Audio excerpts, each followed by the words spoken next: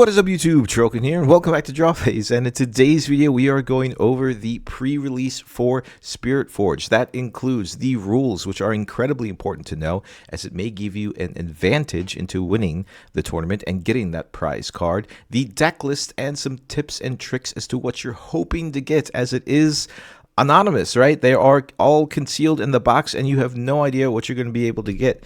So, first and foremost, let's just go over the what we'll be getting when we enter the pre-rift event. So we are getting a mini pre-constructed deck consisting of 15 cards, 5 SPIRITFORGed booster packs, and 1 pre-rift promo card, which we all know now to be Yone. Pretty cool card.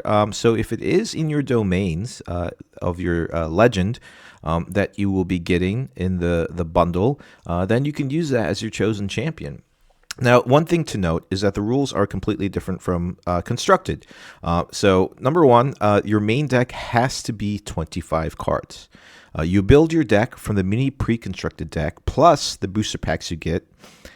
You do not have to play all the cards in your mini pre-constructed deck. You're allowed to change things as you like. So, you know, of the 15 cards that you get, you can literally take all of them out. You can literally build a new deck if you would like. But, you know, they are actually really good cards. We'll go into the deck list just a second. Rule number 2, you are not required to have a chosen champion. If you don't have a chosen champion in your deck, you're allowed to draw an additional card on your first turn to even the playing field, which is pretty cool. Rule number 3, your champion does not have to match your legend. Unlike constructed, you can add any champion you want to your champion spot, even if it's not the same as your legend. For example, if you're playing Jax Grandmaster at Arms, you can run the promo as your chosen champion, Yone, as long as it matches your deck's domains. Rule number 4, you do not need to have a legend, which is absolutely insane. If you choose not to have a legend in your deck, you also get to draw an additional card on your first turn. So if you guys don't want a chosen champion and you don't want a legend, on your first turn, you actually get to draw 2 cards. So that is up to you. However, I highly suggest running a legend, as they give you so much advantage into the game. I don't see that being a good decision, so definitely pick a legend for your domains. Rule number 5, your deck may contain up to 3 domain colors. If your deck has a legend, your deck must match the 2 domains of the legend, and you can choose to pick one other third different domain. So, you know, like if you're like I said before, Jax Master Grand at Arms, that is green and orange. Then you could throw in the Chaos colors and play purple cards. Rule number 6, signature cards don't need to match your legend, but the 2 domains for that signature cards needs to match your deck colors. For example, if you're playing a Fury Chaos Calm deck, you cannot add Relentless Pursuit to your deck, as your deck doesn't have the body domain. Rule number 7, you need to have 12 runes that match your chosen domains. And lastly, which is a really weird rule, I think, rule number 8, you will need 3 battlefields for this event, as the event will be best of 3. They can be the same battlefield cards. However, if players don't want to use a battlefield's ability, because we will have limited, or a limited pool based off what we're getting, they can flip it over as a blank battlefield. So you can literally just have 3 blank battlefields if you would like. So with those rules being in there, you know, if you really want that card advantage, then I guess maybe not run a legend or a chosen champion.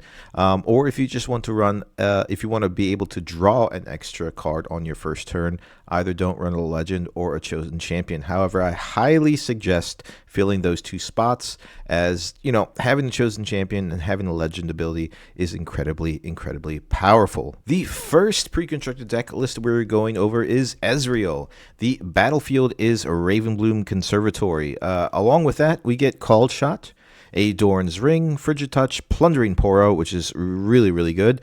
Temptation, Windsinger, also a strong card. Frost Cub for the mid game, which is pretty decent, along with Wages of Pain, which is strong.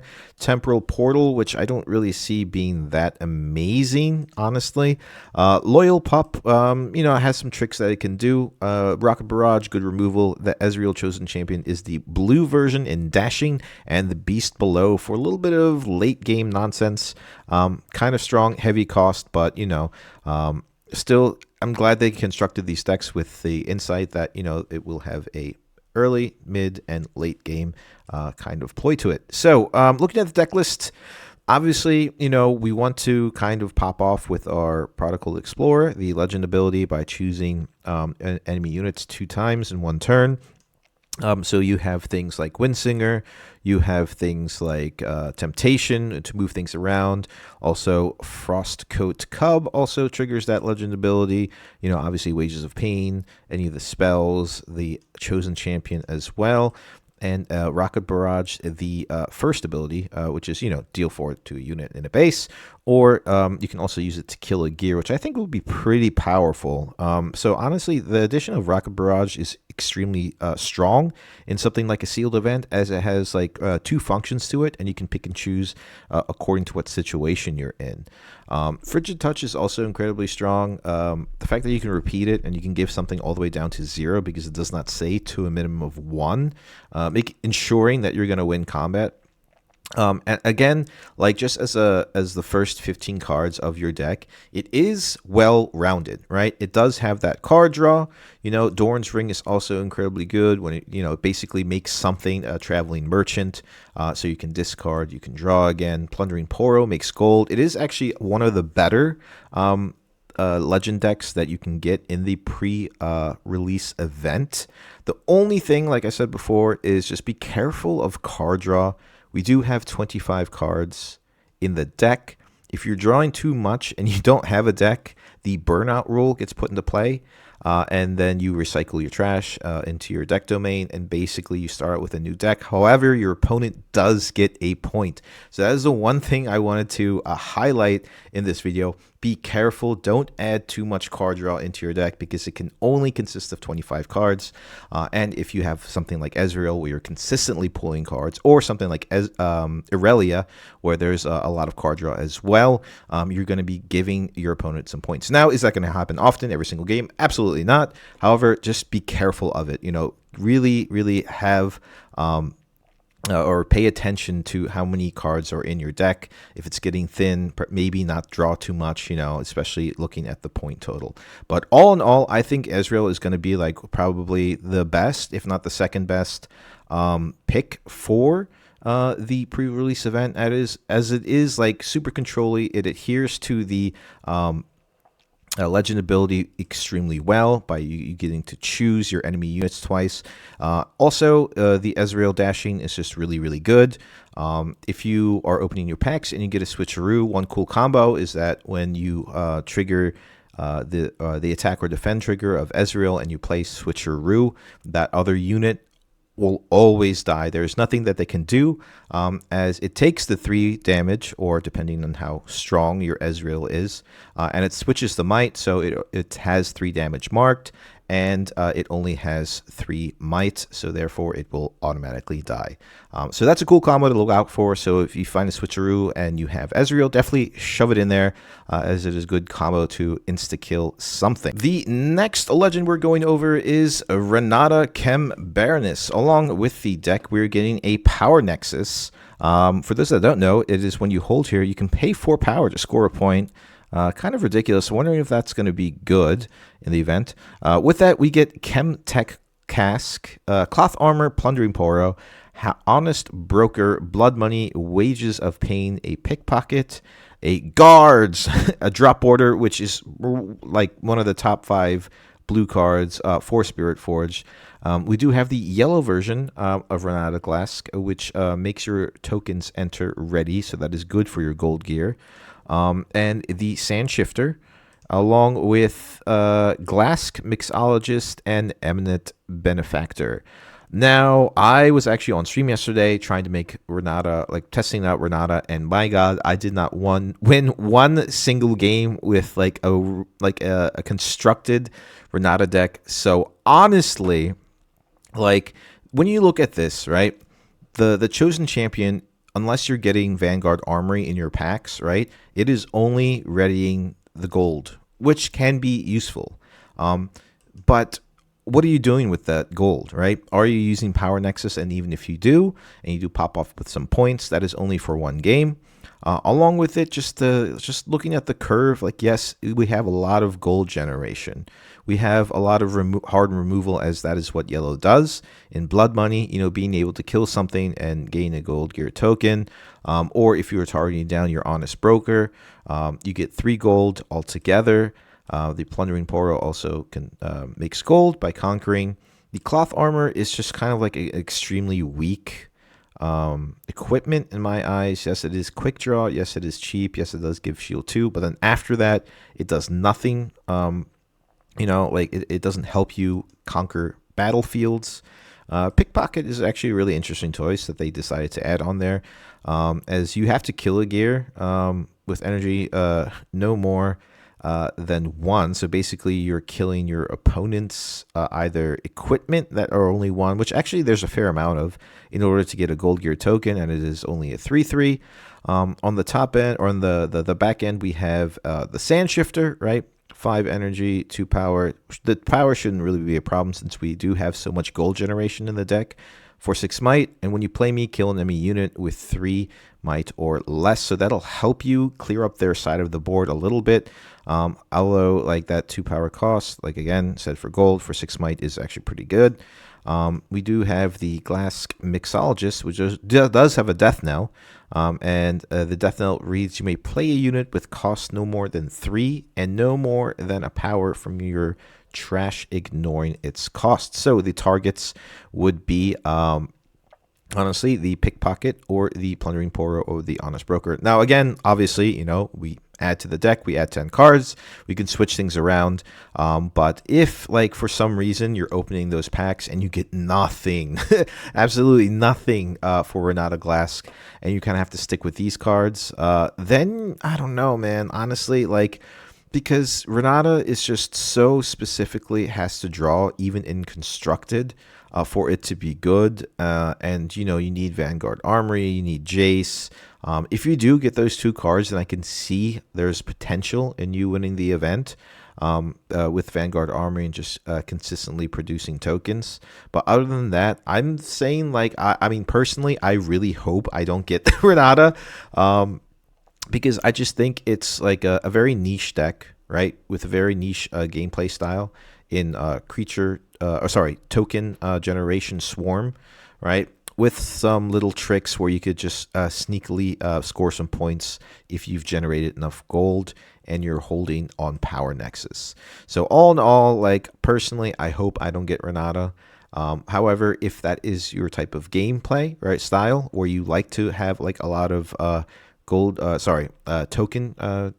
creation, right, and you can swarm on your opponent, then by all means, if you get Vanguard Armory and you get Jace, then this is the deck for you.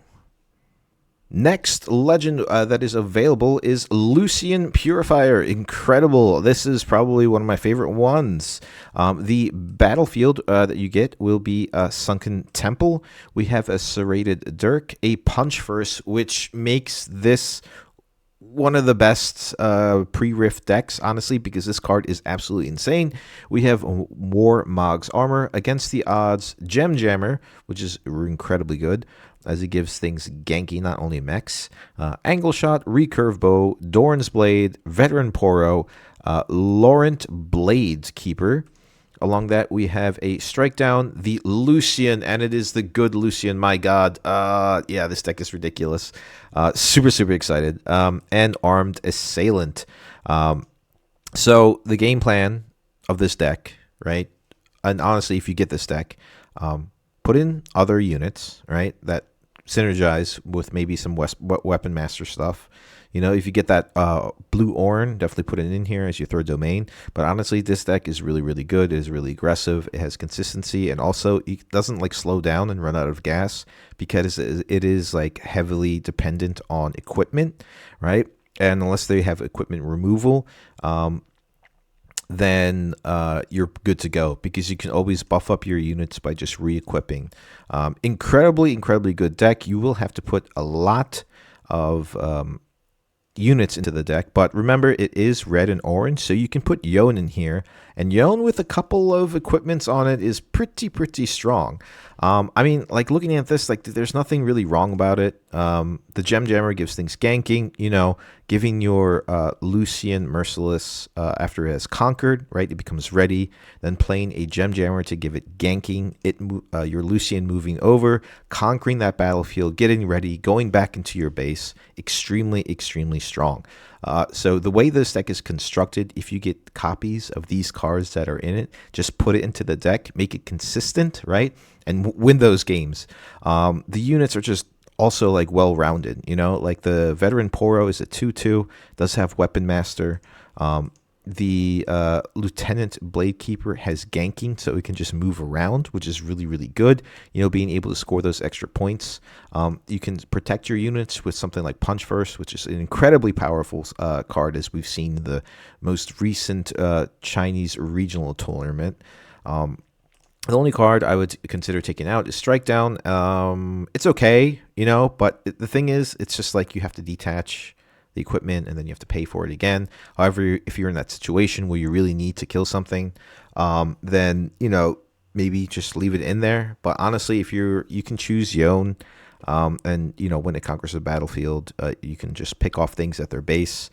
So, you know, this is the only card I actually don't like in Spiritforged. One of the, I just don't think it's that great, and it's just a little underwhelming as it, you know, detaches an equipment from it. However, you know, all the other cards are really good, dude. The equipment is solid. You know, a Serrated Dirk, you know, gives something Assault 2 that's really relevant, especially if it's on Lucian, as Lucian readies after a conquer, goes back into base, is nice and safe. Angle Shot is something really cool because you can attach an equipment to a unit, or detach it, and then you can draw one, so there's a little bit of card draw. Recurve Bow is absolutely ridiculous in Sealed, as it does as it can do 2 damage to a unit there. Also, Dorn's Blade, you know, it's just, you know, +2 might on something for so cheap as 2. And also on the back end, we do have Armed Assailant, which is something you could accelerate, and it does have Weapon Master. So in the late game, if they start picking your things off, you could drop down an Armed Assailant. And like I said, you know, if you get any type of equipment or doubles of like these units with like Veteran Poro or maybe another Lucian if you're lucky, then by all means just stick to this deck list and just fill it up with these cards, because this deck list is actually really well constructed. I'm hoping I get Lucian, honestly. It's between Lucian and Jax that I'm pretty excited about, or Ezreal. Those are the top 3 in my opinion. The other 3 are just kind of like, okay. But yeah, awesome deck list. Be happy if you get this. You should be good to go. The next legend we're going over is the Void Burrower in Rek'Sai. Pretty cool. The battlefield is Seat of Power. For those that don't know, when you conquer here, draw 1 for each other battlefield you or allies control. Blood Rush is in it, which is extremely strong. Perfect for this deck. Bushwhack, Void Hatchling, Bonds of Strength, Trusty Ramhound, Eager Drakehound, Void Drone, which is kind of like a really big key card for Rek'Sai. Perched Grimworm, Laurent Duelist, Royal Guard, the BF Sword, Drag Under, which is just hard removal, and the Rek'Sai that we are getting is the yellow Rek'Sai. So unfortunately, not the red one, because the red one would be too good, I think. But to be fair, this card in the late game or in the mid to late game is actually pretty strong. The thing that I'm worried about with this deck is that it will run out of gas, as in constructed, Rek'Sai can be pretty good. Not gonna lie, I'm excited about building a Rek'Sai deck and going to my Nexus Knights. It does have a lot of the cards focused for the Legend ability, because when you conquer, you know, you can exhaust Rek'Sai, and then you look at the top 2 cards of the deck, and you may play them. Obviously, you have to pay for their costs and everything, and stuff like Void Hatchling is just the synergy. Like if you're playing Rek'Sai, you have to play Void Hatchling, right? Because you can look first and decide to put that card on the bottom of your deck, recycling it basically. and then you can reveal the other cards, and then you can choose to play them or not, if you can.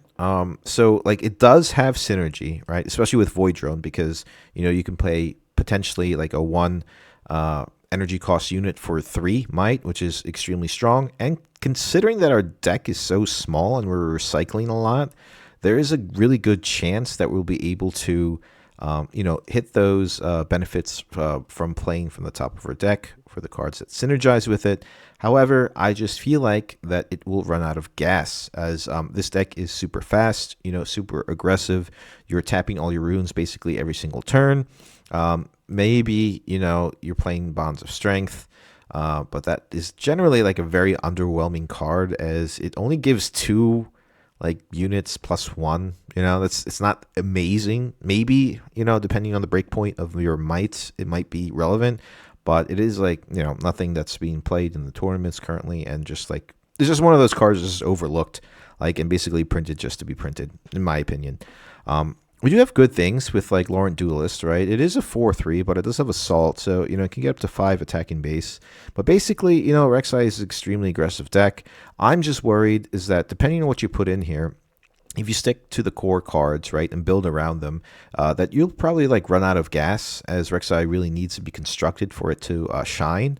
And that's the only thing that concerns me. So I don't want to run the risk of getting Rek'Sai, right, and then just pulling my packs and like having either these cards or nothing that synergizes with it, as it is very like specific to cheap units that you're cheating on the top of your deck, right? And if you're pulling cards from your booster packs that just aren't like co-aligned with the legend ability, then you're probably going to fall short. But not terrible. It's not the worst pick in my opinion. However, it's just a little scary because I'm not too sure how like long these events are going to be going on, and unless it's constructed, it will run out of gas really fast. Next, we have Jax, Grandmaster at Arms. I love me some Jax, honestly. I love constructed Jax. It is a lot of fun. But going to the battlefield, we have Ornn's Forge, which is extremely useful in this deck. We have Doran's Shield, Thwonk, Apprentice Smith, Brutalizer, Doran's Blade, Sea Monkey, Hex Drinker, Strike Down, Navori Scout, Dauntless Vanguard, Jax, Unmatched. Grandmaster is the legend. Combat Chef, which is, I love that card. And the Guardian of the Passage. Now, I have like mixed emotions about Jax. Like, I like Jax in Constructed, and I was like, I wouldn't mind getting it in the pre-release event. However, you really do need like Guardian Angel in this deck. So if you do get Guardian Angel in your booster packs, then you're good to go. As like the chosen champion that they picked for it is absolutely perfect as well. It is just so good. I love Jax Unmatched. Deflect, and then basically everything in your hand that is an equipment has quick draw. So you can flash in all these equipments for fairly cheap, as you have your Doran's Blade, you have your Brutalizer, which gives an extra +2 if it's equipped that turn. So potentially a 2 energy cost equipment that you can flash in on one of your units that gives 3 might. Extremely strong. And then the Hex Drinker, the Deflect, is also going to be very, very impactful. Not to mention the Sea Monkey. I find this card really, really good in Sealed and Constructed. As you can pick and choose. Like, if you're going first, then you just play this card. If you're going second, you have those 3 runes. You can pay an additional power just to give it a buff. Why not? It's just so versatile in the early game, right? Either turn 1 you play it, or turn 2 you can also play it for its maximum value. Also, Hex Drinker, extremely, Deflect, like I said, extremely strong. And also, one card that is underwhelming in Constructed that I don't know why I see more of is Navori Scout. A 4/4, straightforward, and has Deflect. Dude, this card is good.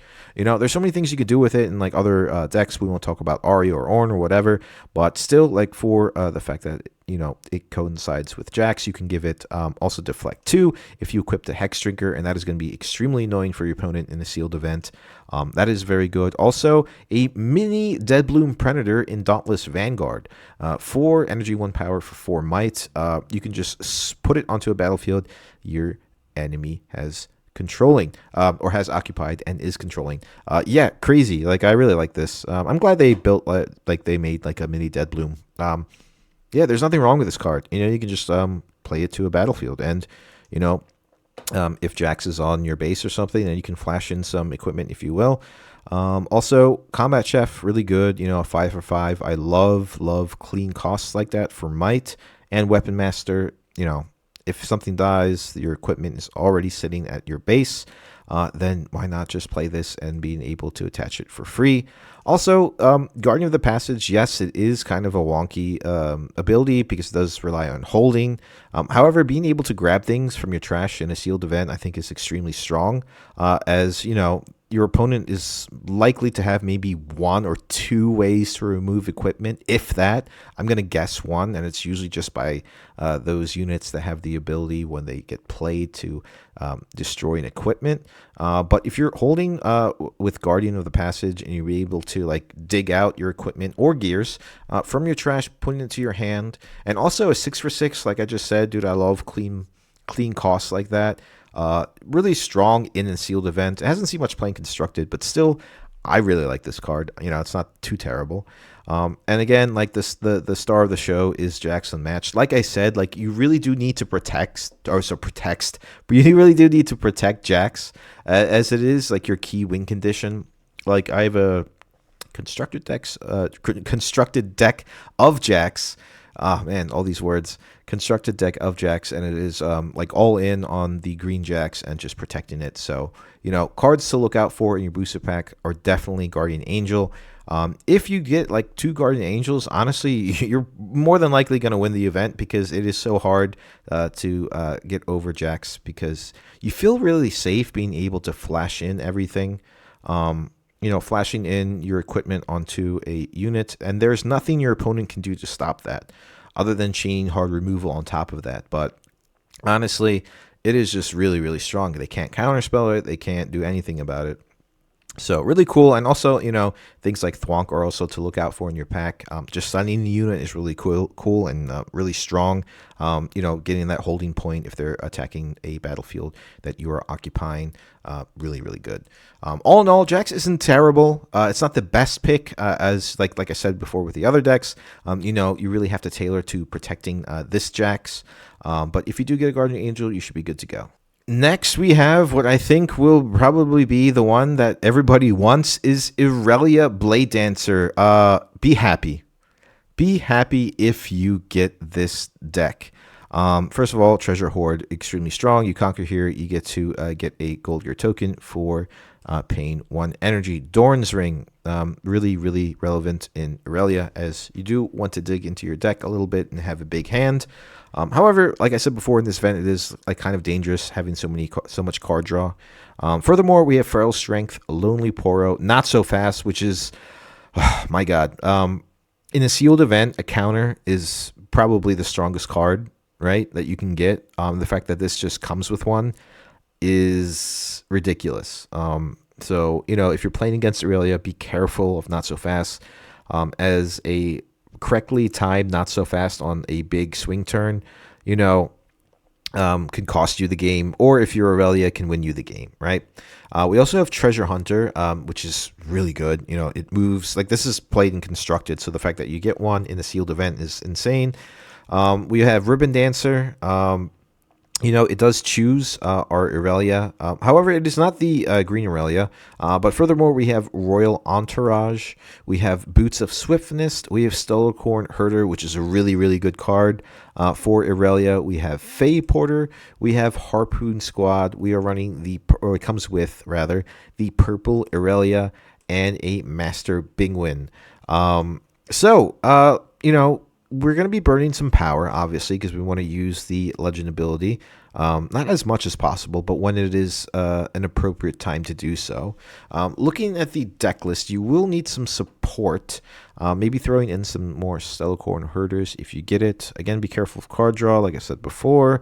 However, all around, this is probably the best deck that you're going to be able to get, especially if you pull the green Irelia. It's just so versatile. It moves around so much. You get so much benefit from, having something like Treasure Hunter. Also, the boots of swiftness are extremely powerful in a sealed event. +2 and ganking onto something, especially on cards like Stellarcorn Hoarder, where not only if the other battlefield is unoccupied, you are scoring a point, but also something on like Treasure Hunter, where you're getting gold gear, and then you can use that gold gear to pay for the ability of Blade Dancer. In Constructed, this is much, much stronger, don't get me wrong. However, in a sealed event, it is still probably the best deck that you can get your hands on in the sealed event. Also, things like Harpoon Squad, like it just has clean costs with very little power costs into it, right?